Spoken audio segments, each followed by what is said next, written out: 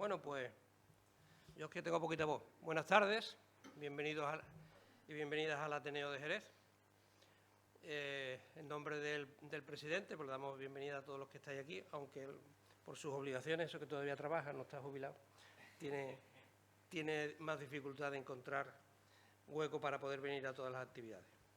Bueno, la actividad de hoy sigue siendo como consecuencia, no sé, como consecuencia suena muy raro, ¿no? Es decir, gracias a el acuerdo que tenemos entre el Ateneo y la agrupación Magallanes de ir trayendo no solamente conferencias o actividades que puedan ser más literarias, podemos decir así, de historia o más clásicas, sino también empezar a introducir cuestiones que tienen que ver con la ciencia, ¿no?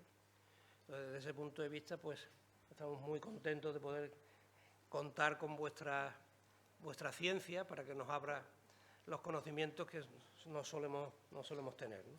Entonces, ese es el motivo por el que estamos aquí. Y hoy, pues, nos va a hablar Javier Parra sobre grandes espectáculos astronómicos, ¿no? Bueno, yo quiero... Di tú algo, que pasa que estoy sentado aquí, vamos. Pues nada, yo presentar un poco a Javier, que ha sido un gran fichaje de la agrupación, porque lo tenemos hace poco tiempo, pero estamos muy orgullosos de tenerlo, sobre todo con su campaña con los cielos oscuros y la contaminación lumínica, que hace falta, y con su experiencia que lleva en astrofísica muchísimo tiempo, ¿no? Entonces estamos deseosos de escuchar a nuestro compañero y que siga el acuerdo y que sigamos viniendo. Ahora hay una buena racha de divulgadores que han salido nuevos en la agrupación, así que hay cantera como para seguir que la agrupación siga aportando conferenciantes para estas charlas y nada más, pues cederle el turno a mi compañero para que os deleite con los grandes eventos astronómicos. Yo voy a leer aquí una cosa del currículum que me han dado, por aquí, un poquito de conocer a Javier. Yo, cuando me han pasado el currículum, he visto la titulación. Primero es, claro, licenciado en astrofísica por la Universidad de La Laguna, pero me vaya a permitir que la segunda línea es la que a mí me ha llamado un poco más la atención por una cosa. Yo he sido profesor de informática en la UNED y he visto que tiene el título de informática de sistemas por la UNED. Bueno, yo puedo prometer y prometo que cualquier persona que saca el título de informática en la UNED es superhombre, es un superhombre, aunque no tenga capa. Yo, como profesor de la entidad, sé la enorme dificultad de conseguir esa... Sí, nosotros vamos, es decir, yo creo que es verdad... físico por la UNED también. Es verdad que el que no conoce la UNED, pues bueno, por eso de que es una universidad a distancia, puede pensar que eso es más fácil que... El que conozca la UNED, yo siempre se lo he dicho cuando he ido a cuestiones con la universidad, de contratación y de empleo, he dicho, mira, si encuentras a alguien de la UNED, haya estudiado lo que haya estudiado, contrátalo. Va a ser capaz de resolverte solo cualquier problema porque se ha enfrentado a todos los problemas él solo. Entonces, por eso digo que es una línea que se puede leer muy rápida si no te cae alguien que sabe la enorme dificultad, ¿no? O sea, pues yo lo que os quiero decir a todos los que estáis aquí es que estáis en presencia de un superhombre. Entonces, hay que agradecerlo. No solamente es astrofísico, sino encima superhombre, ¿no? Vamos, él tiene una amplia experiencia docente, ¿no? Lleva 15 años como profesor en secundaria, que también hay que tener valor. Adjunto al Departamento de Mecánica Física de la Universidad de La Laguna y profesor de la Escuela Superior de Ingeniería de la Universidad de La Laguna. Quiero entender que algo tienes que ver con La Laguna. Bueno, yo he estado 35 años viviendo allí. Pues eso se nota. Como experiencia profesional, en 2009, observador meteorológico de la AEMET y predictor en el Grupo de Predicción de Vigilancia de Las Palmas de Gran Canaria. Es decir, que para la actividad La actividad de mañana, es que lo tiene que encender. Para la actividad de mañana que tenéis prevista de hacer de la ruta de los relojes de sol, al final, en ruegos y preguntas, le podéis preguntar qué tiempo va a hacer. Sí. Siempre, en los ascensores siempre me lo preguntan, ¿eh? Siempre se habla del tiempo. Siempre hay que hablar del tiempo. Bueno, él ha sido divulgador científico ampliamente. Bueno, ese es un poco ha publicado artículos en distintas revistas y trabaja principalmente, ¿no?, lo que tú has comentado con el tema del estudio del impacto de la luz ambiental, de toda esta cosa que estamos, de la polución lumínica, para poder ver, evidentemente, todo lo que supone mirar para arriba tiene un enorme problema. Y yo nada más, ya os he dicho que os dejamos con el superhombre para que nos hable. Muchas gracias. De los grandes espectáculos astronómicos.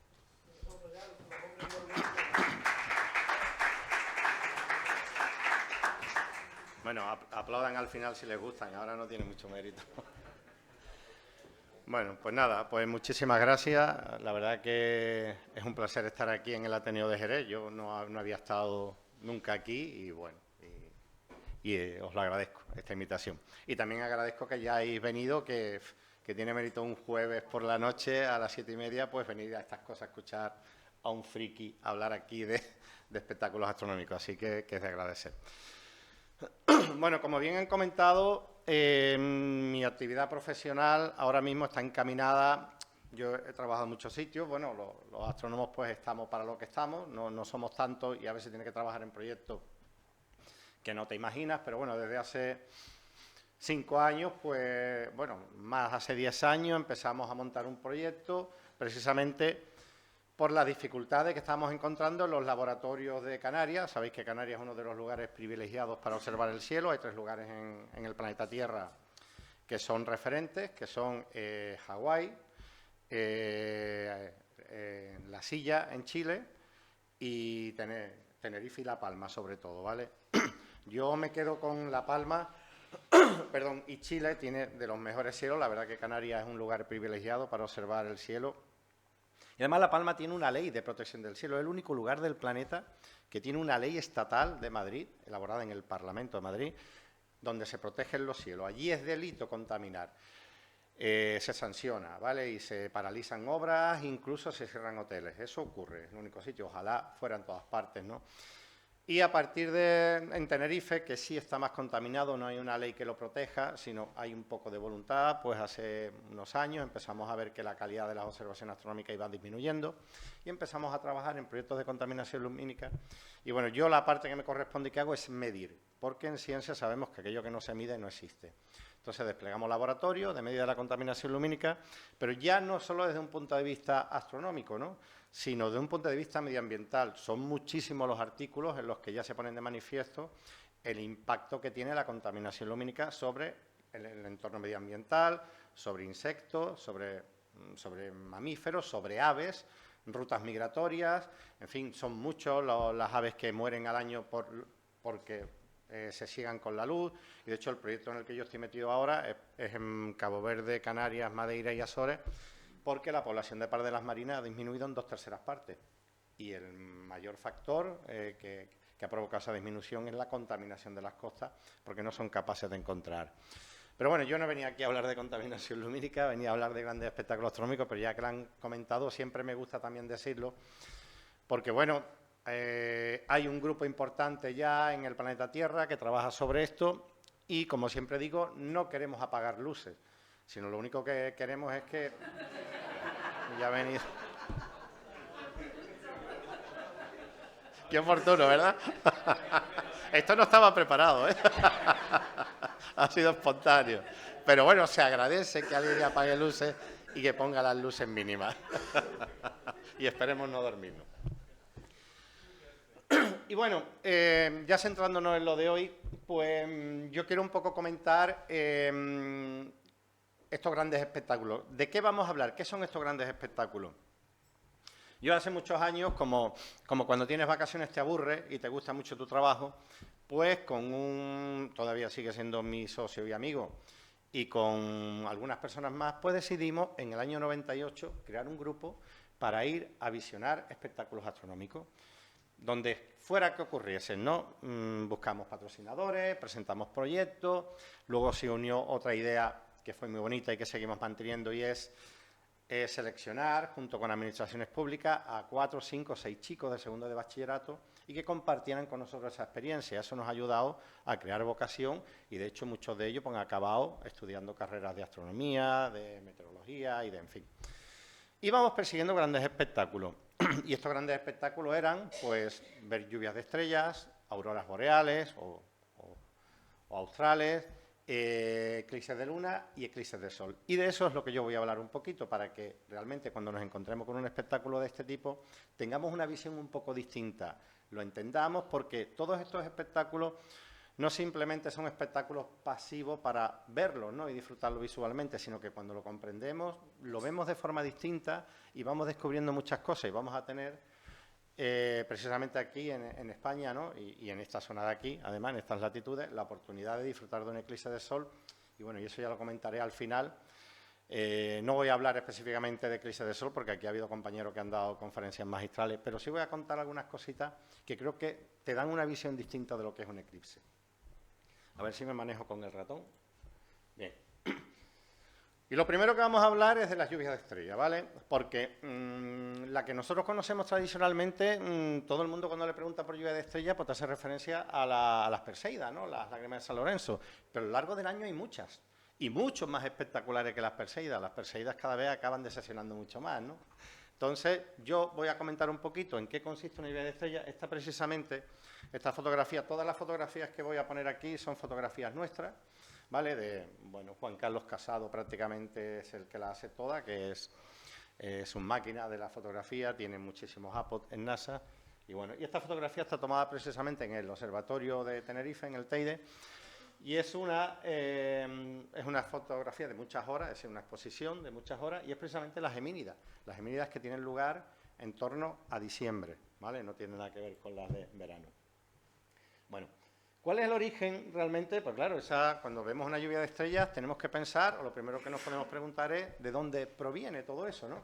¿Y cuál es el origen realmente de estas estrellitas, que ahora veremos que no son estrellas, pero bueno, de estos cuerpos que impactan contra la atmósfera? Bueno, pues tenemos dos zonas en el sistema solar, que es la nube de Oort y el cinturón de Kuiper. La gran mayoría provienen de la nube de Oort, como estamos viendo. Ahora creo que voy a poner una imagen un poquito más grande. Creo que tengo una imagen aquí, ¿no? Efectivamente, en la nube de Oort. La nube de Oort es como una esfera de partículas que está en los confines del sistema solar, incluso llega muchísimo más allá, hasta prácticamente un año luz. Y son restos primigenios del sistema solar, tiene en torno entre 4.600 millones de años y 5.000 millones de años de cuando se formó el sistema solar, y quedaron ahí por desplazamientos gravitacionales. Sabemos que el sistema solar es todo un equilibrio entre planetas, el Sol y todos los cuerpos que están alrededor, y quedaron ahí perdidos. Es una especie de esfera toroidal. Veis el sistema solar que está dentro, pero por fuera estamos todos rodeados de esas partículas. De hecho, no sabemos, yo creo que las ondas estas que ya se han perdido, las Voyager, no sabemos si ha impactado con alguna. Yo creo que siguen enviando datos, pero como ya están en los confines, es muy probable que en cruzar esta zona, porque hay una alta densidad de estos cuerpos, pues para chocar contra alguno, ¿no? Y luego hay otra zona de donde provienen también, creo que también tengo una imagen, ¿de acuerdo? Que es esta, lo que le llaman los objetos transnewtonianos. Ahí también hay una zona con multitud de cuerpos rotando, y que están mantenidos en una especie de equilibrio entre la atracción gravitacional de los grandes gigantes del sistema solar, que son Júpiter, Urano y Neptuno. Bien, estos objetos están allí dando vueltas, pero a veces se producen desequilibrios gravitacionales, bien por conjunción de algunos planetas, bien por desviación o simplemente por impactos entre ellos. Creo que por ahí tenía un vídeo. Bueno, ahora voy a hablar de esto también. Creo que por ahí tenía un vídeo, ahora lo pondré. A veces por impacto, y por esos impactos pues se desvían de esa zona en la que están rotando. La gran mayoría salen despedidos hacia el sistema solar exterior, y se pierden. Creo que hace poco además tuvimos la visita de uno al revés, que venía de otro sistema solar, que también puede ocurrir, de otro sistema planetario que haya por ahí. Pero muchos de ellos acaban desviados hacia afuera, pero otros no, otros son desviados hacia el interior. Cuando esto ocurre, en estas dos grandes nubes que he nombrado, la de Oort y la de Kuiper, los objetos que hay son los que prácticamente, casi todos ellos, si tienen un tamaño considerable, dan lugar a los cometas, porque esos que están ahí, al ser objetos muy primigenios del sistema solar, están formados por hierro, metales y hielo, ¿vale? Tienen hielo, no el hielo tal y como lo conocemos en la Tierra, pero bueno, sí hay hielo con CO2, dióxido de carbono, monóxido de carbono y algunos elementos, ¿vale? Y esos son los que dan lugar a cometas. Y luego hay otra nube, que es esta, la que está entre Marte y Júpiter, que es el cinturón de asteroides. Los asteroides se diferencian de los cometas porque los asteroides prácticamente no tienen hielo, son objetos rocosos, ¿vale? Y eso son más difíciles de observar. Los cometas los vemos porque cuando llegan cerca del Sol, ese hielo sublima. Para que no lo sepáis, la sublimación es cuando el hielo pasa, un material pasa directamente de estado sólido a estado gaseoso. En el espacio no existe el estado líquido, ¿vale? Entonces, o está en estado sólido o está en estado gaseoso. Cuando pasa cerca del Sol, subliman y forman la cola. Los asteroides no los vemos, no vemos esa cola, porque como no tienen hielo, realmente no podemos verlo.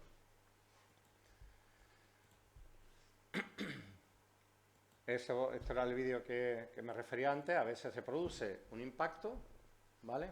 Y de ese impacto entre rocas, que no son frecuentes, pero se producen, pues salen despedidos muchas pequeñas partículas y llegan hasta nosotros. Entonces, resumiendo, en todas esas partículas, las que vienen, digamos, de las órbitas más externas de la nube de Oort y de Kuiper son los cometas, que luego veremos unos cuantos, y los que vienen de la zona más interior, entre Marte y Júpiter, son los asteroides, que son objetos rocosos. Como digo, esos son los más difíciles de ver. Por eso existe en todo el planeta, sobre todo en NASA y en la ESO y en la Agencia Espacial Europea. De hecho, tenemos un contertulio habitual que va al programa de Un Punto Azul, que es Juan Luis Cano, no sé si habéis tenido el placer de conocer, que es el jefe de la Oficina de Defensa Planetaria. Esto suena muy pomposo y parece que van a venir con la espada láser a atacarnos. No, el problema es que hay muchos, lo que se llaman son neos, que son estas rocas, que son neos que son potencialmente peligrosos para el planeta y tenemos que tenerlos catalogados. Hay un número importante de estas rocas. Los cometas, si los detectamos mucho más fácilmente con tanto tiempo, pero los asteroides no, como no los vemos, pues tenemos que tenerlos controlados cuando están cerca, cuando se acercan a la Tierra y sobre todo en sus órbitas.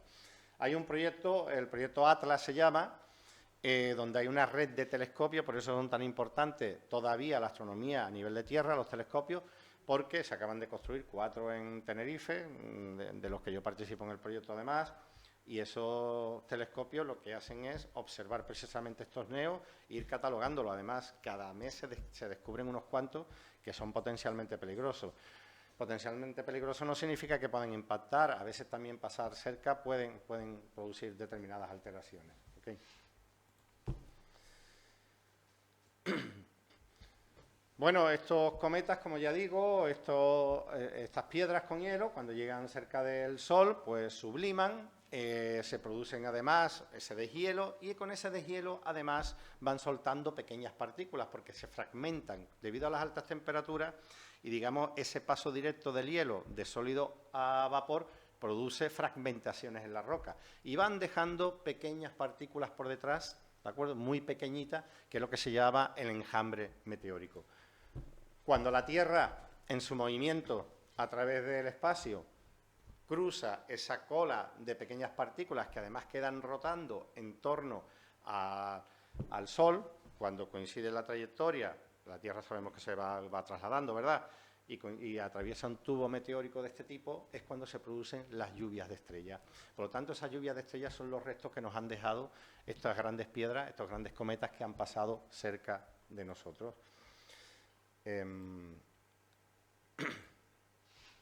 Aquí tenemos algunos de los que han dejado grandes tubos meteóricos o enjambres de meteoros, ¿no? El Hyakutake, que vino en 1996, Alevop, que la última vez vino en el 97, el Halley, que todos lo recordaremos, en el 86, creo que la próxima vez, creo que en torno al 2060, 2061 no volverá, pero bueno, el El Halley dejó bastantes partículas y produce varias de las... ¿Perdón?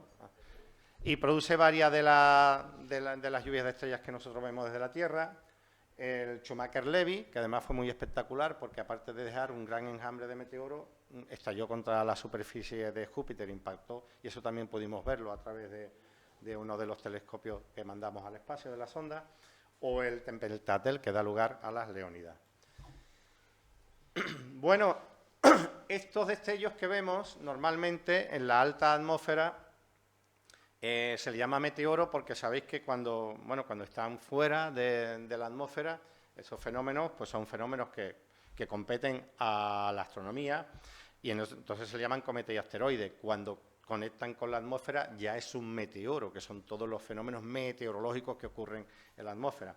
Pues estas pequeñas partículas, normalmente las que vemos, esos destellos, son del tamaño de un garbanzo, es decir, que tienen 1 gramo o menos, son muy pequeñas. Lo que pasa es que van a una alta velocidad, 71 kilómetros por segundo.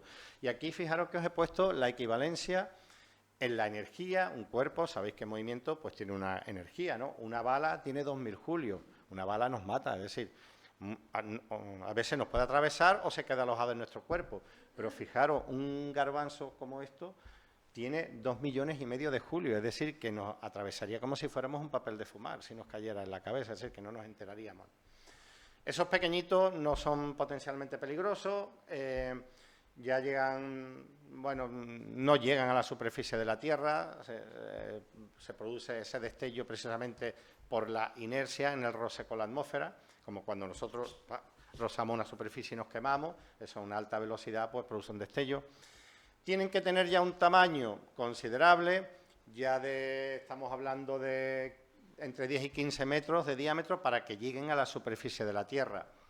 Esto lo que pueden provocar es pequeños daños, un agujero en un tejado, un pequeño agujero en la Tierra, ¿no?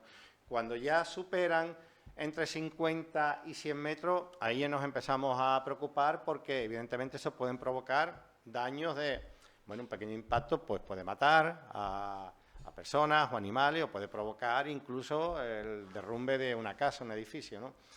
Y si ya tienen por encima de los 100 kilómetros, de los 500 metros y 1 kilómetro, esos sí que son ya los que son capaces de provocar una extinción, ¿vale? Y esos son los grandes neos en los que se hace seguimiento y evidentemente están todos numerados y controlados.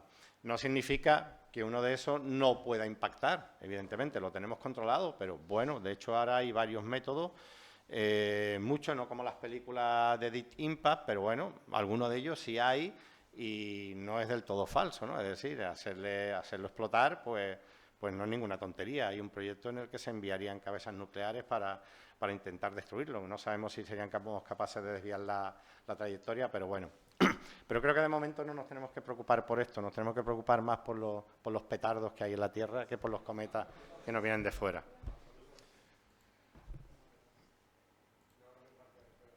Exactamente. Y bueno, y aquí os hago un resumen de las lluvias que hay este año. Una no la hemos perdido ya, porque la charla no ha sido antes, que es la del 3 de enero, pero hay muchas que son bastante espectaculares. Y si tenéis oportunidad de observar algunas de estas, no os quedéis con las Perseidas, porque ya digo que las Perseidas es porque es en agosto, está todo el mundo de vacaciones, pero son normalmente las más decepcionantes. En torno al 22 de abril tenemos las Líridas, que es el producto del cometa Thatcher. En 6 de mayo las Acuáridas, que son restos del cometa Halley. Las Perseidas, que son el 13 de agosto, el 12 de agosto. Este año el máximo es el 11 de agosto. Este año lo bueno que vamos a tener es que va a coincidir con un eclipse total de Sol y además como el eclipse total de Sol es al atardecer, si nos quedamos luego un poquito más, pues podremos ver las Perseidas, pero ya digo que suelen ser bastante decepcionantes. Las Oriónidas, que tienen lugar en torno al 21 de octubre y para mí de las más espectaculares que yo he visto siempre son las Gemínidas, que es en torno al 12 de diciembre. Es verdad que hace mucho frío y os puedo asegurar que en el Teide yo lo he pasado verdaderamente mal, pero el espectáculo es impresionante y son de las más curiosas de ver. Otro de los grandes espectáculos astronómicos son las auroras polares, tanto boreales como australes.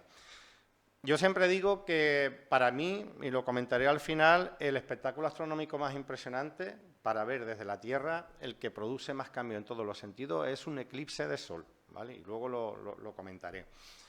Pero las auroras es un espectáculo absolutamente mágico. Si me permitís la palabra mágico, que a mí no me gusta mucho para relacionarlo con la astronomía, pero es algo mágico, maravilloso de ver, y yo recomiendo a todo el mundo que busque la oportunidad de verlas, porque es algo que no te lo imaginas hasta que no lo ves.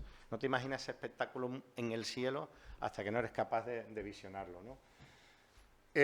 Para hablar de las auroras boreales tenemos que hablar un poquito del Sol, ¿vale? El causante es el Sol. El otro día lo comentaba, ¿no? Tuve la oportunidad de dar también una conferencia sobre el Sol en el Parque de los Toruños.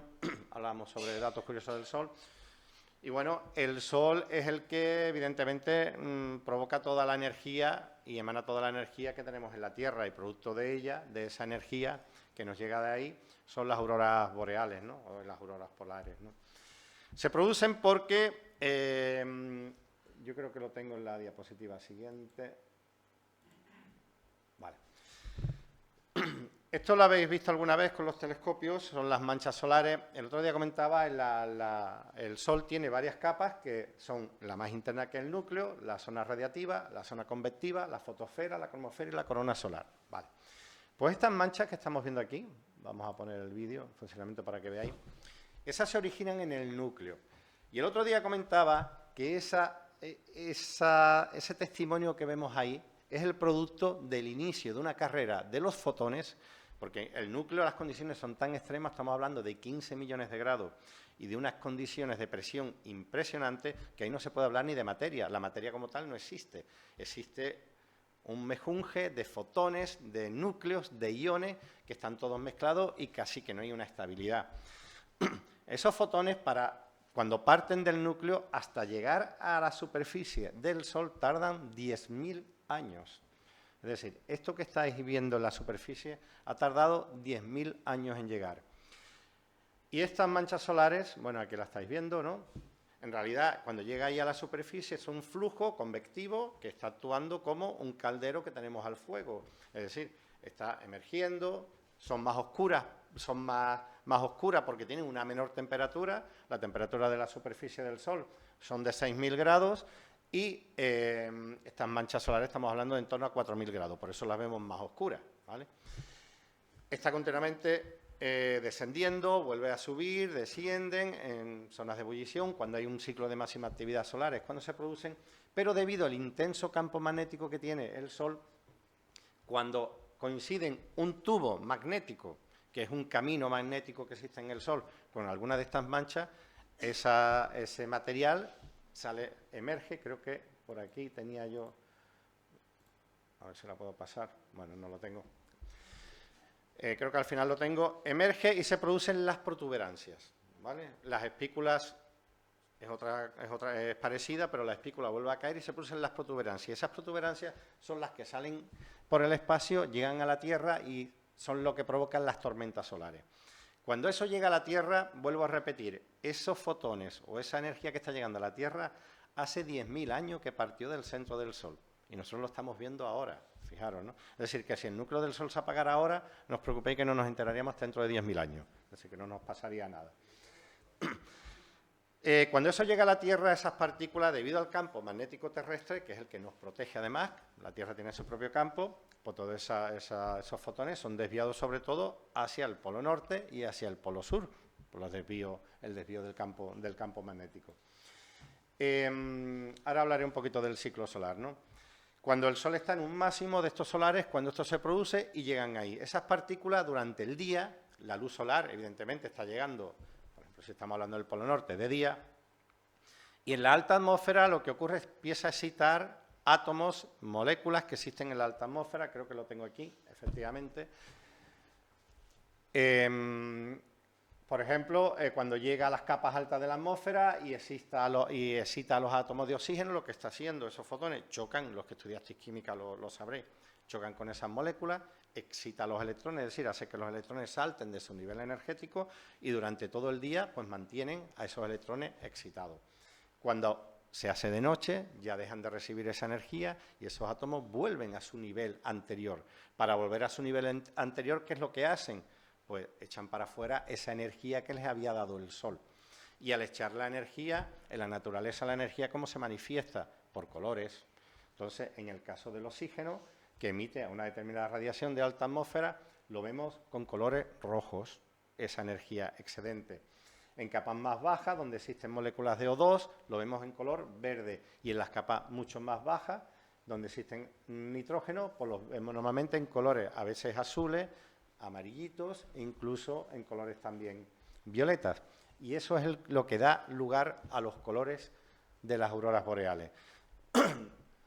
Creo que aquí si hay alguna foto, bueno, ahora lo comentaré. Vale, creo que la tengo más adelante. Y eso es lo que da lugar a las auroras boreales.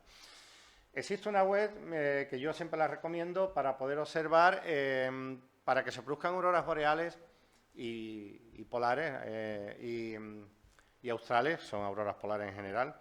El Sol tiene que estar en un periodo de máxima actividad. Ahora mismo el Sol está en un periodo de máxima actividad que acaba en el 2027, creo. No se sabe todavía muy bien por qué. El Sol tiene ciclos de 11 años y tiene que ver con él la inversión de su campo magnético. Ahora mismo está en una determinada, digamos, configuración con el polo norte magnético y el polo sur magnético. Ahora empieza un viraje, digamos, y los polos se invierten. Tardan 11 años.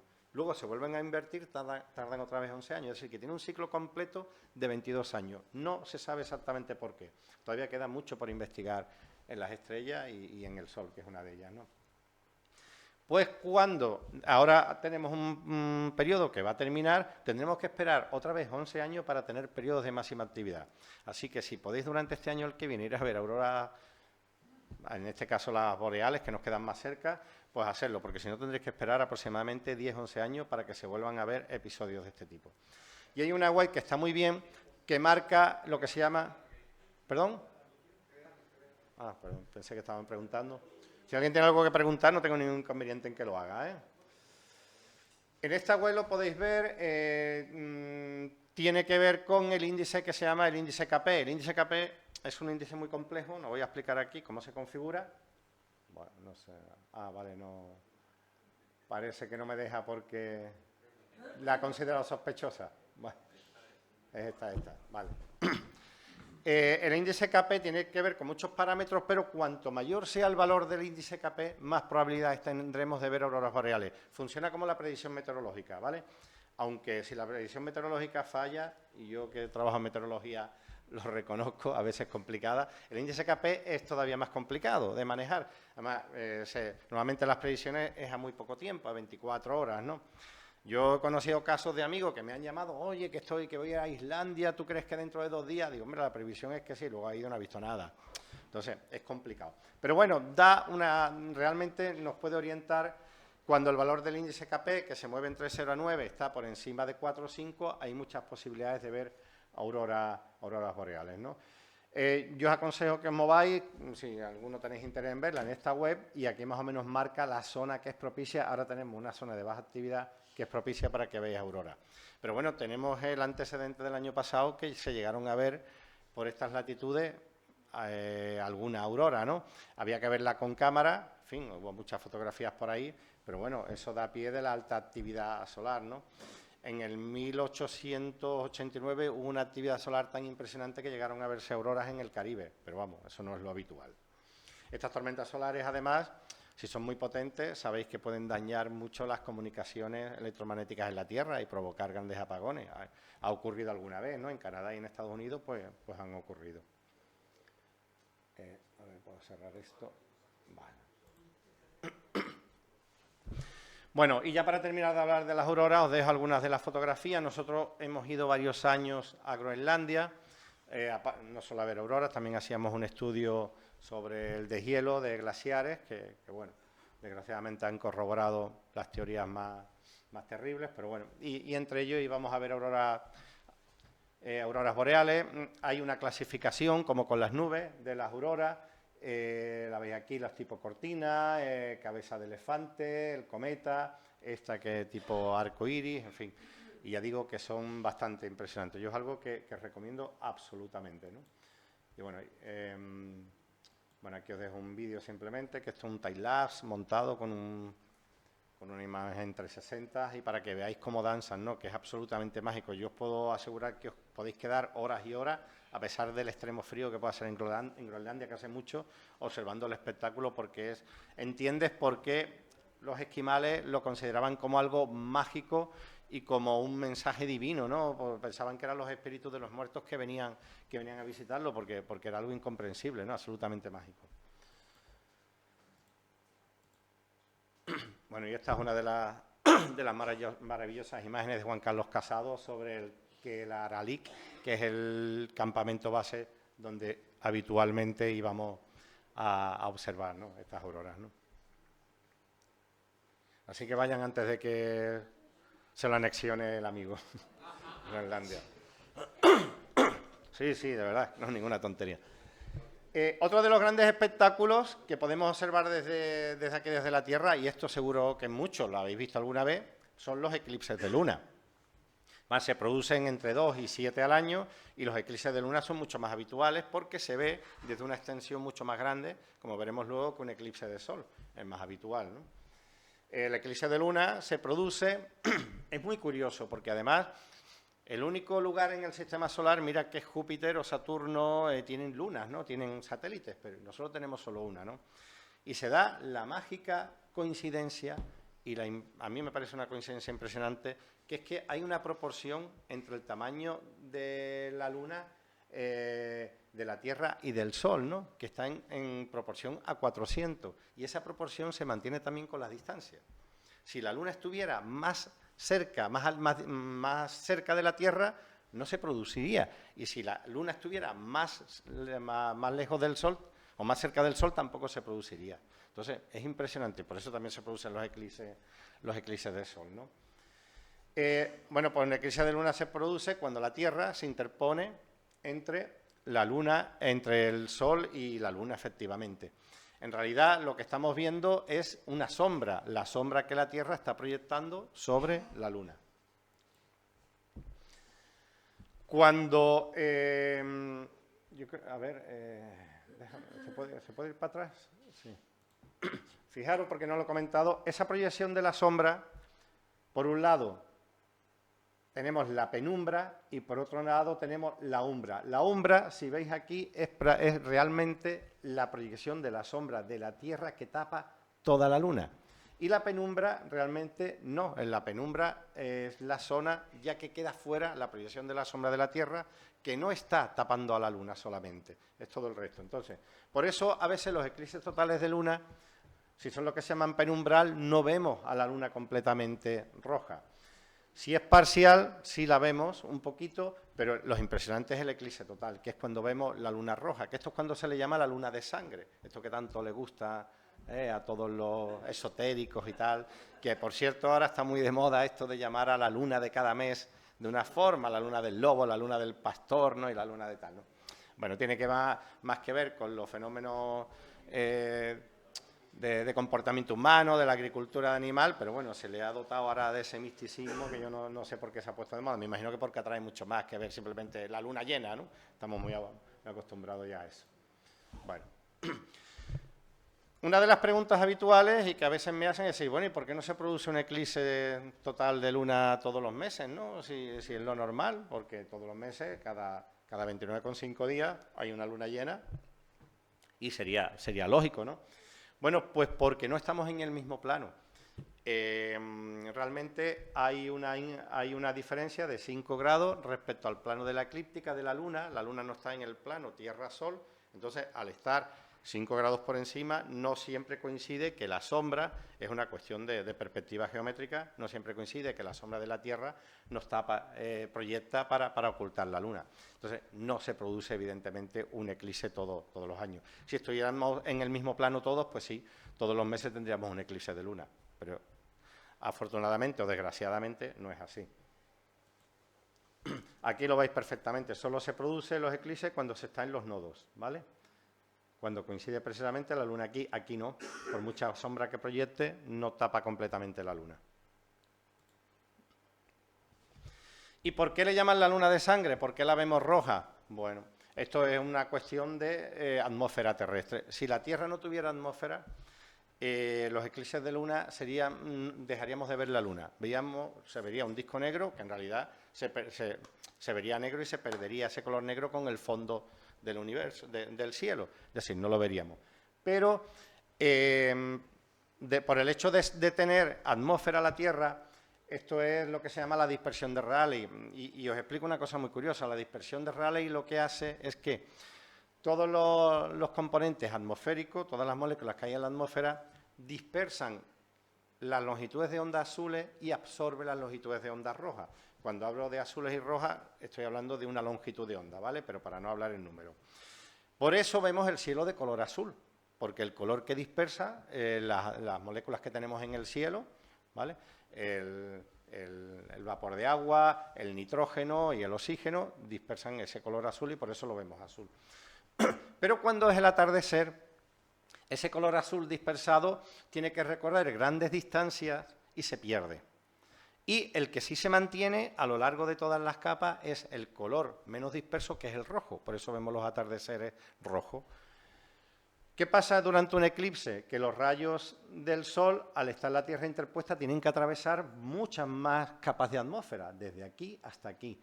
En este caso, la luz azul no llega al final y la que sí consigue avanzar es la luz roja. La luz roja es la que sale y es la que se refleja sobre la superficie de la Tierra y por eso la vemos roja, ¿vale?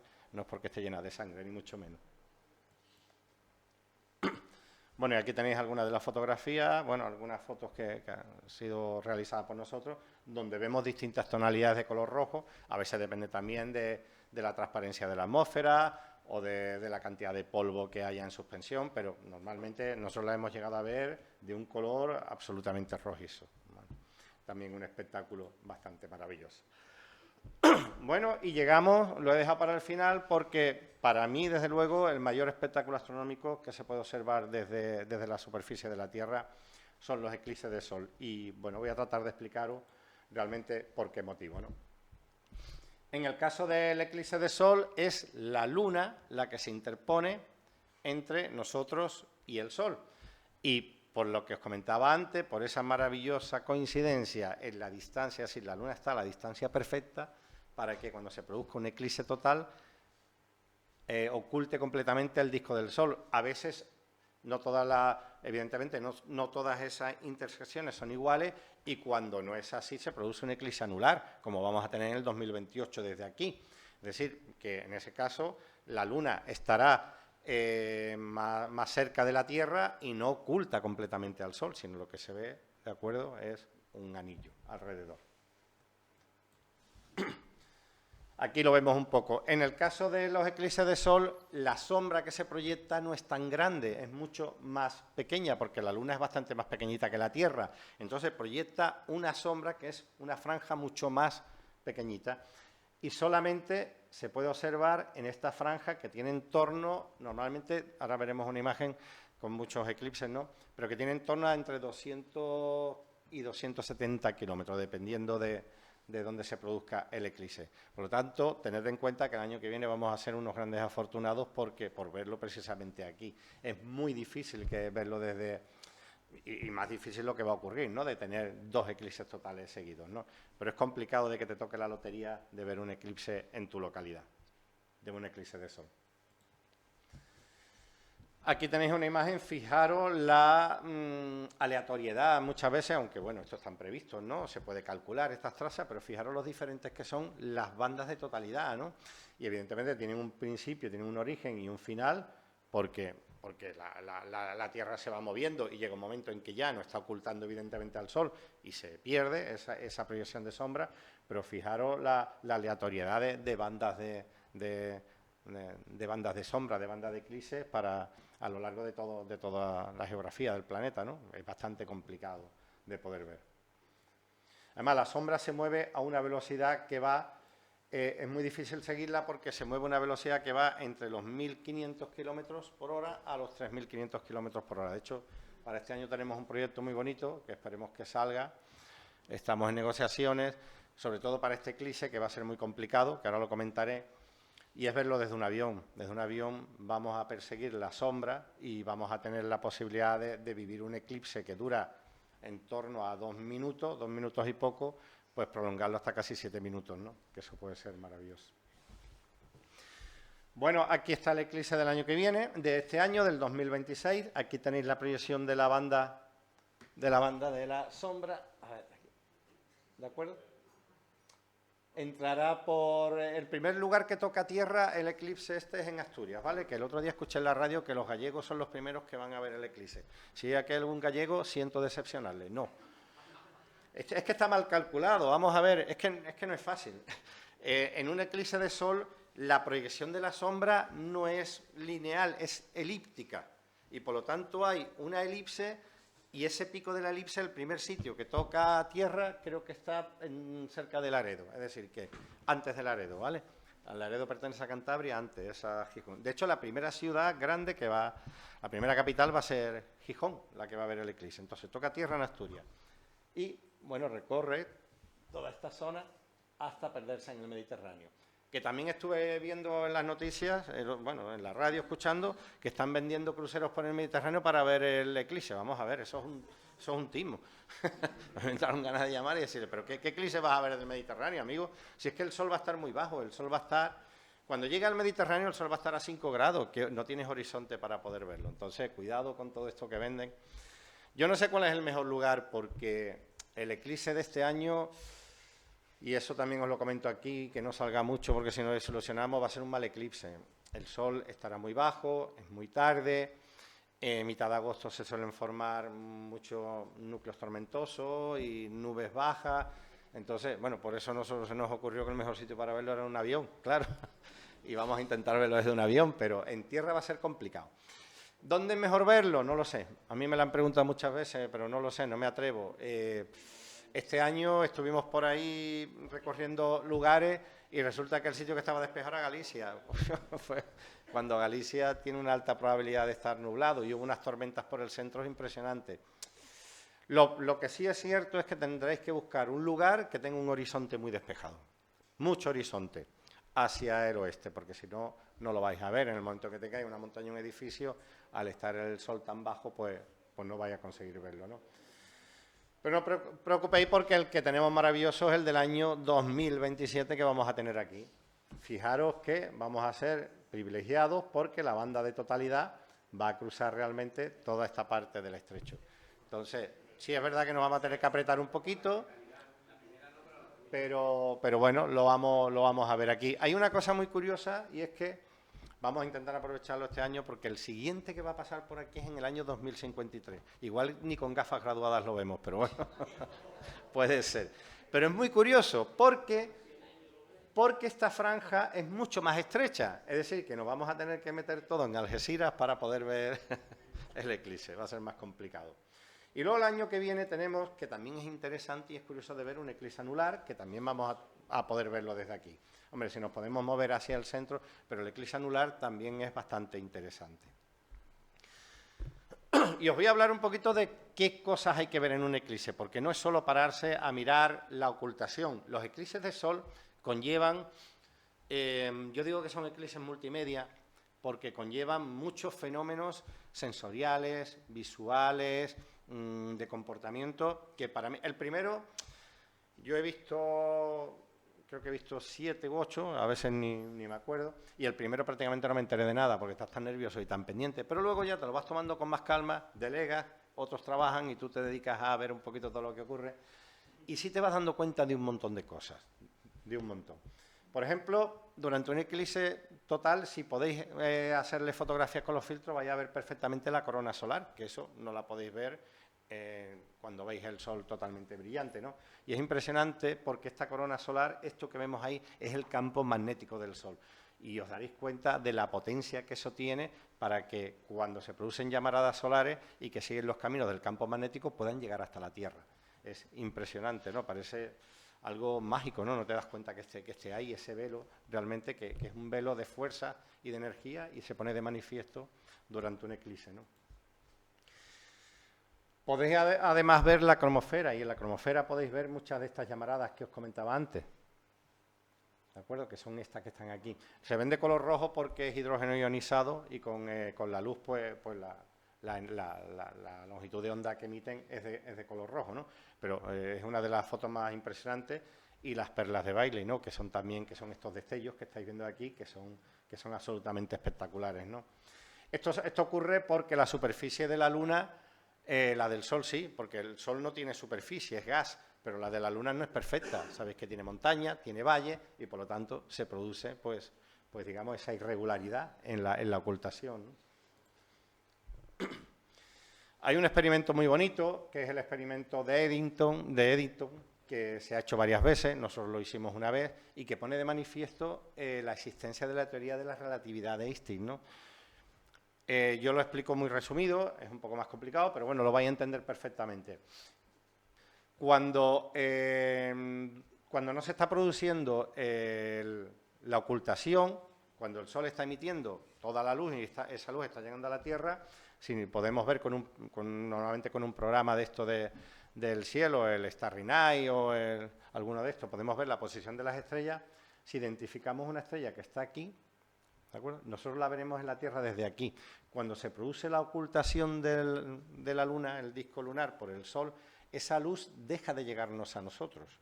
Y esa luz ha dejado de curvar el espacio y, por lo tanto, vemos que la posición de la estrella, que la estamos viendo en un punto como aquí, la vemos aquí. Es decir, ha cambiado totalmente de posición y eso pone de manifiesto que la luz curva el espacio, ¿vale? Y pone de manifiesto la teoría general de la relatividad de Einstein, ¿no? Lleva todo un cálculo matemático detrás, muy curioso, pero bueno, es la forma de demostrar que la teoría de la relatividad de Einstein existe, que no eran solo ecuaciones matemáticas, ¿no? La caída de luz es muy impresionante. Luego os comentaré, os leeré una cosita que es la sensación, la pusimos como en una de las introducciones del libro, porque es tal y como yo la he vivido, ¿no? La caída de la luz es brutal, no se hace completamente de noche, no es una noche cerrada, pero sí es un atardecer prácticamente, bueno, como cuando el Sol se pone por debajo del horizonte, pero es distinto, la luz es totalmente distinta. Entonces, hay una caída importante de la luz que, bueno, quien tenga algún luxómetro o algún fotómetro lo puede medir y lo puede constatar, ¿no? Pero prácticamente hay una caída de un día soleado, 100.000 lux, a cuando se produce la totalidad, que hemos caído a 5 lux, es decir, que ha caído la luz una barbaridad, ¿no? Hay otros fenómenos muy curiosos, que es la caída de temperatura. En los casos de mayor caída de temperatura, este caso que va a ser por el atardecer, el de este año no se va a notar tanto, pero en el de aquí, que va a ser a las 10 de la mañana, en agosto, que ya estará el día calentito, ahí sí podemos notar una caída de temperatura de entre 6, 7 y 8 grados, que es bastante importante, ¿no? Además, hay una inercia térmica, es decir, la caída de la temperatura la vamos a notar incluso después de que se produzca la ocultación, porque ya sabemos que la temperatura tardamos mucho en bajar la temperatura, ¿no? En subirla es muy fácil, pero luego en bajarla es uno de los grandes problemas a veces que ha sido de la industria, ¿no? Los sistemas de refrigeración. Y veremos que la temperatura cae incluso muchos minutos después de que se haya acabado la ocultación total de la Luna. Es muy curioso lo de la inercia térmica, y medirla es también una experiencia muy curiosa. Y luego también vamos a ver que cambia, si hacía viento o no hacía viento, vamos a ver que los vientos cambian mucho. Normalmente cuando se produce la ocultación el viento se calma totalmente. Una calma total además, yo os recomiendo que si vais a ver cualquiera de los eclipses, intentéis verlo en un espacio natural, porque vais a ver lo curioso que es el comportamiento animal. Es absolutamente impresionante, ¿no? Yo he visto eclipses totales en medio de la selva, por ejemplo. Recuerdo uno que vi en Zimbabue, y lo que más me llamó la atención, más que la ocultación del disco solar, es cómo los sonidos, el comportamiento, los movimientos de los animales cambiaba radicalmente, ¿no? Empezaba a callarse, escuchaba de fondo los monos, los pájaros, todo se empezaba a callar y todo quedó en un silencio que hasta impactaba, ¿no? Daba miedo, ¿no? Un silencio que duró 2 minutos para luego otra vez empezar. Bueno, de hecho se le llama el falso amanecer, en el mundo de la astronomía, ¿no? Y otra vez empezar la vida y bueno, me imagino que para los animales debe ser un shock psicológico importante. Pero bueno, fue muy curioso. A mí eso me llamó muchísimo la atención. Los sonidos, ya os lo he comentado, ¿no? Además os lo comento, el tema de verlo en un espacio natural. A ver, si lo veis en una ciudad, pues también vais a oír sonido del comportamiento humano. Pero bueno, con el comportamiento humano estamos más cansados. Yo creo que es mucho mejor irse al campito y ver cómo el canto de los pájaros incluso va cambiando, ¿no? Y hubo un experimento muy bonito también que hizo la NASA y fue convertir un eclipse de sol en sonido para aquellas personas invidentes, ¿no? Y por eso también lo he puesto, es decir, ¿qué sonido le pondríais a cada una de las fases para que alguien que no pudiera ver un eclipse realmente lo sintiera, ¿no? Porque, bueno, también es importante y de hecho recibieron un premio, ¿no?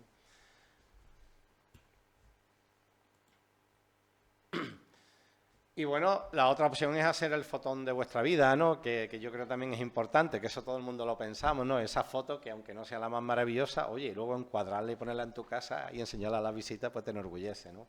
Y creo que bueno, que es importante también saberlo, ¿no? Y cada vez hay más gente afortunadamente aficionada a la fotografía y bueno, fotografiar un eclipse pues no es tan complicado, no es nada complicado. Así que, y por último me gustaría, ya terminando, si me lo permitís, os voy a leer una cosa porque a mí me gusta mucho. Casualmente trae unos libros. No lo comentaré. Y hay una cosa que me gusta mucho porque lo pusimos al principio de este libro que ahora os comento, porque define perfectamente lo que yo he vivido cuando ya he sabido disfrutar de un eclipse, ¿vale? Porque ya digo que la primera vez y casi la segunda, pues estás tan nervioso, es la primera experiencia que tienes, pero luego los siguientes ya he intentado realmente vivirlo, interiorizarlo.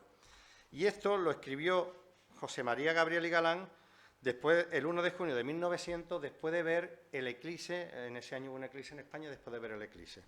Y me encanta porque lo refleja perfectamente. Dice lo siguiente: desde el hermoso punto de vista que ocupábamos y con el auxilio de un anteojo y lentes ahumadas, vimos el eclipse desde el momento en que se verificó el primer contacto hasta que los discos del astro eclipsado y el interpuesto volvieron a separarse. Los momentos de la totalidad fueron verdaderamente sublimes en aquellos sitios. Callaron todos los pájaros, las vacas y los chotillos se llamaban y huían hacia la majada. Descendía la temperatura a muchos grados, durmióse el aire, se dejaron ver las estrellas y todo quedó envuelto en una luz que no era cárdena, ni violácea, ni lívida, aunque parecían todas estas cosas. Era una luz vaga y tristísima, que todo lo llenó de una profunda melancolía y de hondísima tristeza. Si Dios quisiera matar el mundo de pena, no tenía que hacer más que teñirlo de aquella luz por espacio de 8 días. Y nada más. Muchas gracias.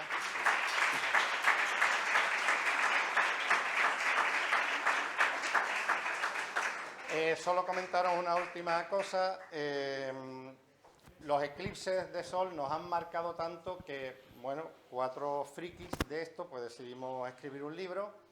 Precisamente esto lo empezamos a gestionar y, digamos, a cocinar hace muchos años y pusimos como meta hacer algo que, en fin, algo importante para nosotros cuando llegaran los eclipses en España. Y una de las cosas que se nos ocurrió pues, fue escribir un libro y contar cómo vivimos nosotros esos eclipses y poderlo transmitir a los demás para que así lo vivan. Entonces, hemos escrito este libro, Eclipses, la sombra de un gigante, que es una guía experiencial donde viene realmente cómo llevar a cabo muchas de las experiencias o la forma de ver un eclipse, como yo os he comentado antes. Ha sido escrito por un servidor, otro compañero astrónomo, Miquel Serra Ricard, que es el director del Observatorio Astronómico de Canarias, Juan Carlos Casado, que es la persona que tiene más APOD de España y de casi del mundo, tiene más de 100 imágenes astronómicas del día en NASA, y Carlos Javier Rodríguez, que es un gran pedagogo, divulgador y que realmente creó toda la marca Extremadura Buenas Noches y ha posicionado los cielos de Extremadura como uno de los mejores del continente europeo. Pues nada, aquí lo tenéis, si alguien está interesado, pues será un placer. Muchas gracias y un placer. Bueno, si alguien tiene alguna pregunta. Que sea fácil, ¿eh? Hola. Una pregunta. En el eclipse total de sol, para ver la corona solar, ¿se puede ver visualmente con los ojos o larga exposición? Mira, gracias por preguntármelo porque lo iba a hacer aquí. No, no se graba, ¿eh? El show, el micro, si no, no se graba. El show de las gafas. Durante todas las fases de ocultación, y eso es algo que repetimos en los libros y que yo repito siempre, hay que usar gafas. Es decir, solamente te puedes quitar las gafas durante la totalidad, ¿vale? Y una cosa que recomiendo siempre, el uso de las gafas. No puedo estar viendo el sol, viendo la parcialidad y hacer así, quitarme las gafas y mirar por otro lado, porque un segundo que mires al sol en ese momento te puede dañar de forma irreversible. Es decir, de lado, me pongo las gafas, estoy mirando la parcialidad, si me la quiero quitar, hago así, miro por otro lado y me las quito. Y solamente quitaros las gafas en el periodo de totalidad, ¿vale? Fuera de la totalidad, para nada, porque de hecho nosotros tuvimos un compañero que sufrió daño, que no se dio cuenta, se quitó las gafas y sufrió daño en la retina. Entonces tuvo luego que operarse, no ha recuperado toda la visión, entonces es importante, ¿vale?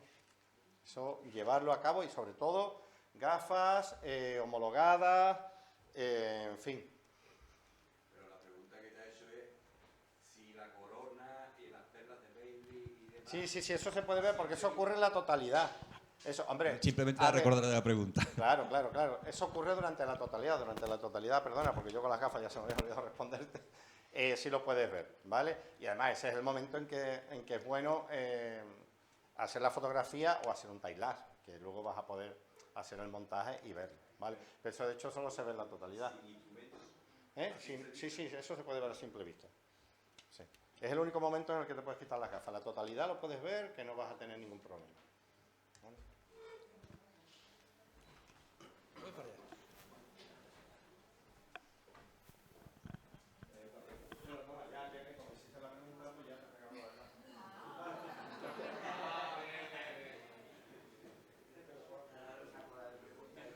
Yo no tengo más, ¿eh? Esa la traía para la demo. ¿A qué se debe los distintos colores de las lunas? ¿Es la misma razón? ¿Perdona? ¿A qué se debe? ¿A qué se debe los distintos colores de la luna?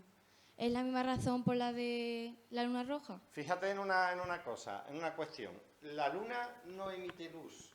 De hecho la luna, el albedo de un cuerpo es la cantidad de luz que refleja, ¿vale? Esa superficie. El carbón tiene un albedo del 12%. Si tú lo iluminas con una luz, refleja el 12%. La luna del 7%, es decir, la luna no emite nada de luz. En fin, toda la luz que estás viendo de la luna es reflejada del sol, es decir, es la luz solar que está recibiendo, ¿vale? Entonces, la luz la ve de distintos colores y nosotros la vemos de distintos colores desde aquí, cuando está atardeciendo, cuando está por la atmósfera terrestre. Si la Tierra no tuviera atmósfera, la verías completamente blanca o completamente negra, ¿vale? Pero todo el color de la luna es resultado de la atmósfera que nosotros tenemos en este planeta. Por eso vemos esos atardeceres tan maravillosos. Yo no acabo de entender el experimento famoso este de Einstein, que fue De Eddington. el experimento de Einstein en 1919. Creo Sí, que el fue, de Eddington. No lo acabo de entender. El de Eddington. Tiene que ver en que la luna esté delante para que nosotros lo que veamos detrás, porque se supone que la curvatura es la misma, ¿no? No, pero la luz deforma el espacio. La luz que te está llegando a ti deforma el espacio. Tú cuando tú estás viendo tú miras hacia el cielo, ¿vale? Y estás viendo el sol y si vieras una estrella que está aquí, ¿vale? Eso la estás viendo así porque la cantidad de luz, toda la luz que está emitiendo el sol te está llegando y está deformando el espacio que te está llegando a ti. Cuando se oculta por la luna, ve esa estrella que estaba aquí, la estás viendo en su posición original. El sol, toda la energía que está enviando el sol, ha dejado de deformar el espacio. Vale.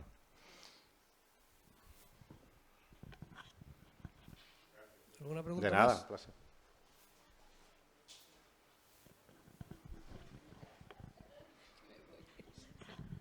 No, te quería preguntar, ¿los cometas qué tiempo duran? Porque Como el Halley ya ha venido no sé cuántas veces. y Uf, volverá. esa es una buena pregunta. Depende, sobre todo depende de lo que se acerque o no al Sol.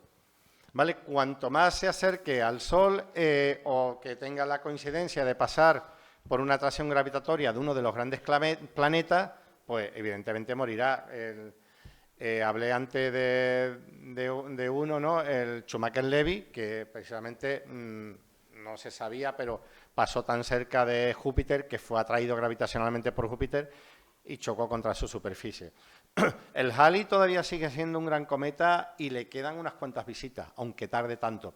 Sobre todo porque ten en cuenta que el mayor deterioro que sufre el cometa es cuando pasa cerca del Sol.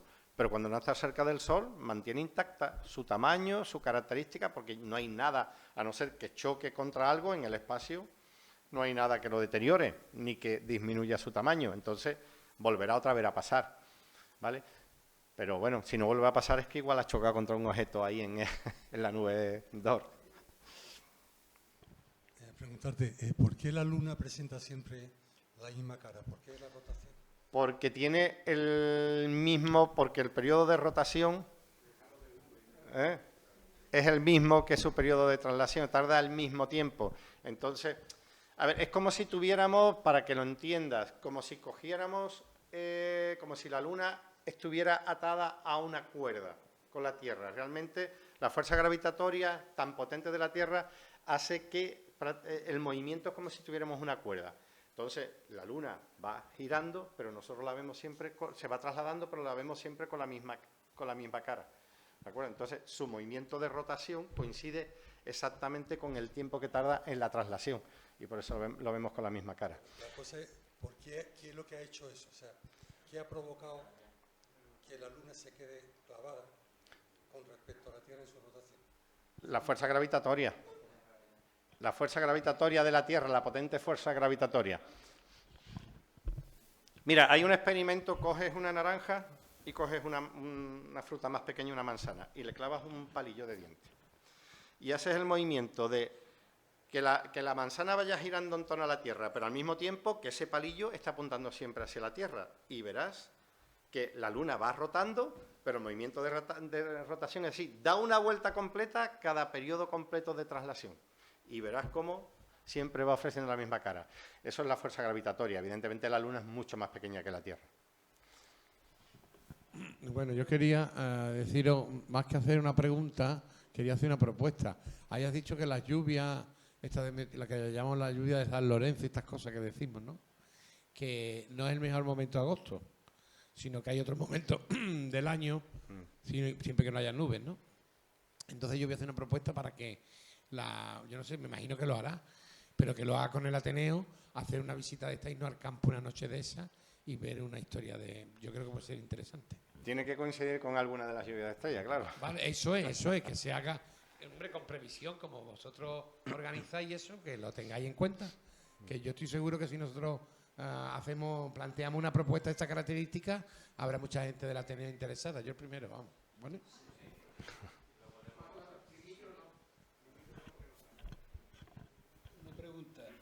La combustión interior de la Tierra. Perdónala. La combustión interior de la Tierra no tiene nada que ver con el Sol, ¿no? Nada. No.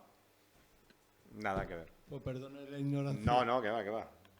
Pero bueno, a veces se ha intentado relacionar movimientos sísmicos, terremotos con fenómenos astronómicos.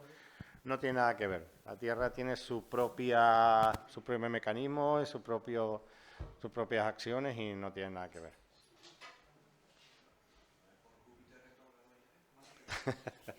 Sí.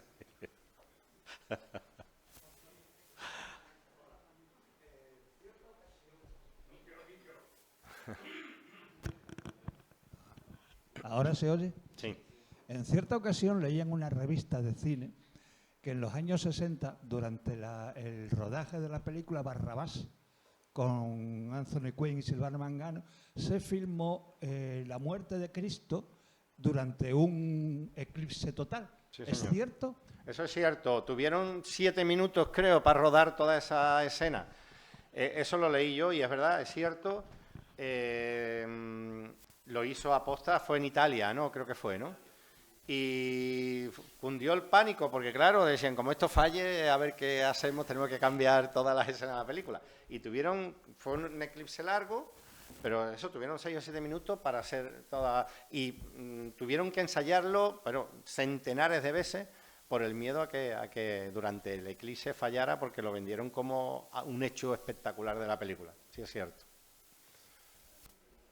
Hola, yo quería saber cómo se llega a la conclusión de que lo que decías tú de la energía del centro solar tarda 10.000 años en llegar a la superficie.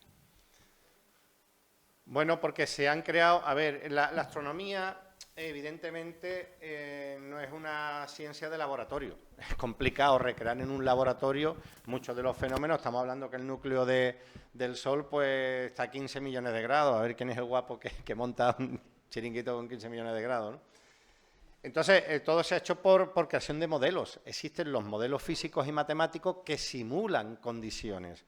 Entonces, con esa simulación de condiciones se puede, entre comillas, ¿no? Se puede más o menos predecir qué es lo que está ocurriendo. Pero bueno, es lo fantástico de la astronomía. Luego resulta que cuando mandamos, ahora se están mandando bastante satélites y que se aproximan incluso al Sol, ¿no? Entonces, es muy probable que nos desvele cosas que no conocemos y grandes misterios, a lo mejor en líneas generales. Algunas de las cosas que marcan el comportamiento del Sol, pues sí serán ciertos, pero también es muy probable que muchas de estas veces modelos y teorías se derrumban porque se descubren cositas nuevas, ¿no? Evidentemente al Sol no podemos ir, está claro, ¿no? Pero sí que podemos evidentemente aproximarnos, vemos zonas donde a lo mejor observar cómo se mueve ese flujo convectivo en la superficie y quizás descubramos más cosas. Pero bueno, todo en astronomía casi todo funciona como un modelo. Imagínate los cuásar que están a 13.000 millones de años luz, ¿no? Entonces, son modelos teóricos casi todo. Bueno, pues muchas gracias por responder a todas las a vosotros. preguntas. Y un aplauso para terminar. Gracias.